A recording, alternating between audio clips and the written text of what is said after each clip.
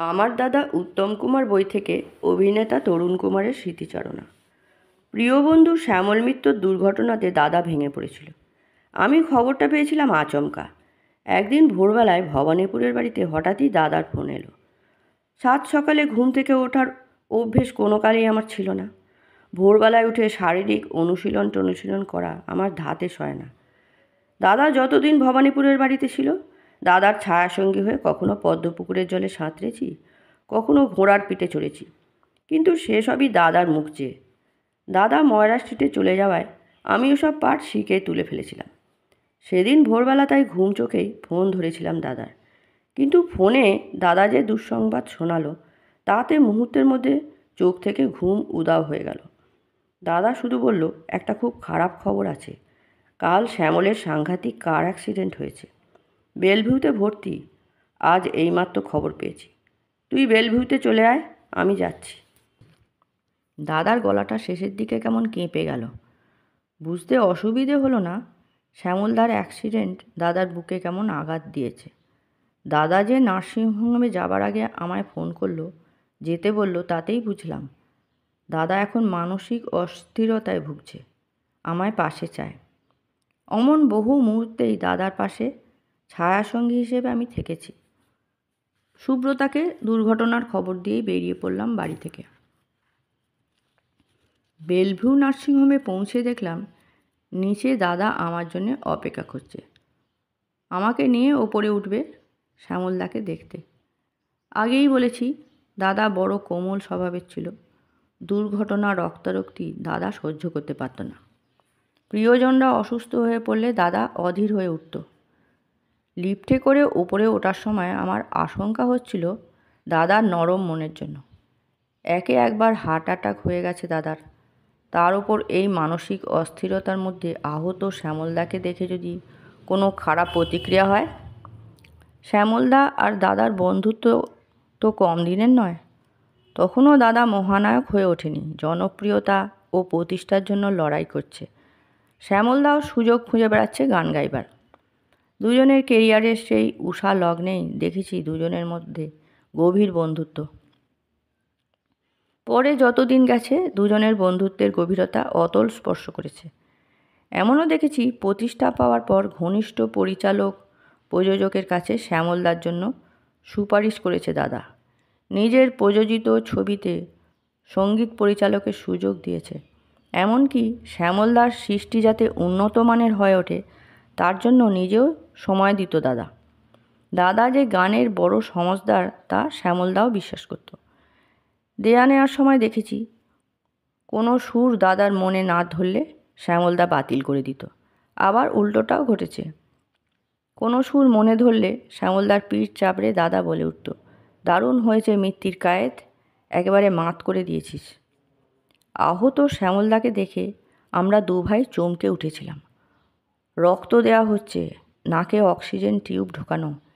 কে যেন বলল শরীর থেকে প্রচুর রক্ত বেরিয়ে গেছে। ঘটনাস্থলেই চাপ চাপ রক্ত পড়েছিল। দু একজন দাদার কান বাঁচিয়ে আমায় ফিসফিস করে খবর দিল, এ যাত্রায় শ্যামলদা বোধহয় আর বাঁচবে না। দাদাও কিছুটা অনুমান করেছিল। লিফট পেয়ে নামবার সময় হঠাৎই বলে উঠেছিল, শ্যামলটা যে কী এক অ্যাক্সিডেন্ট বাঁধালো, বাঁচলে হয়। আমিও আশ্চর্য হয়েছিলাম শ্যামলদার অ্যাক্সিডেন্ট দেখে। দাদার মুখে শুনেছিলাম আগের রাতে ঝড় বৃষ্টির মাঝেই গাড়ি চালাচ্ছিল শ্যামলদা। রাস্তা সারানোর কাজ হচ্ছে, শ্যামলদা লক্ষ্য করেনি। বেসামাল হয়ে গাড়ি ধাক্কা মারে পিচের ড্রামে। বীভৎসভাবে আহত হয় শ্যামলদা। বেলভিউ নার্সিংহোম থেকে দাদা আমার সঙ্গে চলে আসে ভবানীপুরের বাড়িতে। তখনও অনুমান করতে পারিনি আমার কপালে একচোট বকুনি অপেক্ষা করছে। বাড়িতে ঢুকে দাদা সবেমাত্র গরম চায়ে ঠোঁট ছুঁয়েছে। মাকে দেখতে না পেয়ে আমায় জিজ্ঞেস করে, মা কই রে বুড়ো? আমি সহজভাবেই উত্তর দিই, মা নিজের ঘরে শুয়ে আছে। দাদা সঙ্গে সঙ্গে জিজ্ঞেস করে, কেন? আগের রাতটা ভবানীপুরের বাড়িতে আমরাও কিছুটা টেনশনে ছিলাম। দাদাকে সেটা জানিয়ে দিই। বাথরুমে মায়ের হঠাৎ মাথা ঘুরে গিয়েছিল, অজ্ঞান হয়ে পড়ে গিয়েছিল। জ্ঞান ছিল না মিনিট 20। ডাক্তার দেখে গেছেন, তেমন কিছু সিরিয়াস নয় বলেছেন। ব্যাস, চায়ের কাপ মাটিতে রেখেই দাদা দাঁড়িয়ে পড়ে। সে কি মেজাজ দাদার, মারতে বাকি রেখেছিল শুধু। দাদাকে অত রাগ দিয়ে জীবনে আগে দেখিনি। মুখে ওর ওপর বলল, তোরা সব স্টুপিডের দল, এত বড় ঘটনা আমায় এতক্ষণ জানাসনি? মানুষটা পড়ে গেছে, মাথায় লেগেছে কি না, সেরিব্রাল হয়েছে কি না, কিছুই জানিস না। কোনো পরীক্ষা না করে ফেলে রেখে দিয়েছিস ঘরে। চল এখন গাড়ি বের কর, মাকে বেলভিউতে নিয়ে যাব। মাও জানতো বড় ছেলে জেদের কথা। ক্ষীণ কণ্ঠে বোধহয় বলতে গিয়েছিল, আমার তো তেমন কিছু হয়নি, নার্সিংহোমে যাব কেন? দাদা ততক্ষণে কিছুটা শান্ত হয়েছে। মাকে জড়িয়ে ধরে বলেছিল, মা গো, আজ আমাদের মাথার ওপর বাবা নেই। তোমার কিছু হয়ে গেলে যে আমরা বাঁচব না, তোমার ছেলেরা ভেসে যাবে। ডাক্তার সুলিন সেনকে ফোন করে মাকে নিয়ে আমরা পৌঁছলাম বেলভিউতে। মা তো তখনও সমানে গজগজ করে চলেছে, কিছুই হয়নি আমার, তবু তোরা এখানে নিয়ে এলি। এত বড় হাসপাতাল, কত খরচ হবে বলতো? দাদাও তখনও একই জবাব দিয়ে যাচ্ছে, তোমায় টাকার কথা ভাবতে হবে না, তোমার প্রাণের থেকে কি টাকার দাম বেশি? সুনীলদা ইতস্তত করছিলেন। দাদাই জোর করে মাকে ভর্তি করিয়ে দিল বেলভিউতে। সুনীলদাকে বলল, আপনি মায়ের সব রকম পরীক্ষা করুন, দেখুন কেন এমন হলো, মায়ের শরীরের ভেতরের কোনো রকম ক্ষতি হয়েছে কিনা। টাকার কথা ভাববেন না, মায়ের থেকে আমার জীবনে বড় ঐশ্বর্য আর কিছু নেই। ভর্তি পর্ব মেটার পর দাদা নিজেই আমায় বলেছিল, সকালে রাগারাগি করেছি বলে মন খারাপ করিস না কিন্তু। জানিসই তো বাবাকে আমরা কত তাড়াতাড়ি হারিয়ে ফেলেছিলাম। মায়ের মাথা ঘুরে পড়ার খবর শুনে তাই কেমন অস্থির হয়ে পড়েছিলাম। মা ছাড়া আমাদের কে আর আছে বল? দাদার সেদিনের আচরণে দাদার প্রতি আমার শ্রদ্ধাবোধ আরও এক ধাপ বেড়েই গিয়েছিল। মা বাবার প্রতি আমাদের 3 ভাইয়েরই টান বেশি। দাদার সে কথা জানতো, তবু মায়ের অসুস্থতা শুনে দাদা নিজে যেভাবে অধীর হয়ে পড়েছিল, বকাবকি করেছিল, তাতে দাদার প্রতি আমার অভিমান জাগেনি, বরং গর্ব হয়েছিল। কজনের বড়দা এমনভাবে তাদের মায়ের জন্য অধীর হয়, উৎকণ্ঠিত হয়? শুধু তাই নয়, সেবার দাদা হাজারো ব্যস্ততা সত্ত্বেও যেভাবে মায়ের সেবায় প্রাণপাত করেছিল, তাও রীতিমতো শিক্ষণীয়। শ্যামলদার শারীরিক অবস্থা তখনও সংকটজনক। সন্ধে গড়াতে রাত নামলো। দাদাকে দেখলাম লাট্টুর মতো ঘুরপাক খাচ্ছে।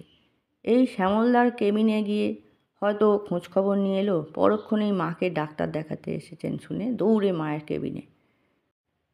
ওই একটা রাতই কেবল নয়, মা যে 17-18 দিন বেলভিউতে ছিল, দাদা ওই সব রাতই কাটিয়েছিল নার্সিংহোমে। 2-1বার হয়তো বলেছি, শুটিংয়ের ধকল সেরে এইভাবে নার্সিংহোমে রাত জাগা তোমার উচিত হচ্ছে না, তোমারও তো মানুষের শরীর যদি অসুস্থ হয়ে পড়ে।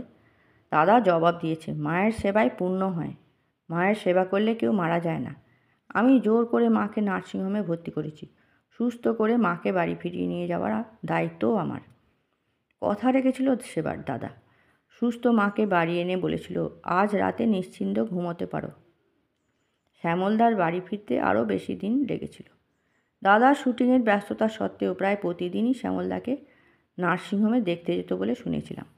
শ্যামলদাও পরে গিয়েছিল, তোমাদের ভালোবাসা মরণের পার থেকে ফিরায় দিয়েছে মোড়ে। মায়ের প্রতি দাদার এই শ্রদ্ধা বা শ্যামলদার মতো বন্ধুর প্রতি এই ভালোবাসার টান অবশ্য কোনো বিচ্ছিন্ন ঘটনা নয়। টালিগঞ্জ পাড়ার কেউ কোনো প্রবীণ শিল্পীকে অপমান করলেও দাদাকে রুখে দাঁড়াতে দেখেছি। ধন্যবাদ। ভিডিওটা ভালো লাগলে সাবস্ক্রাইব করে দেবেন।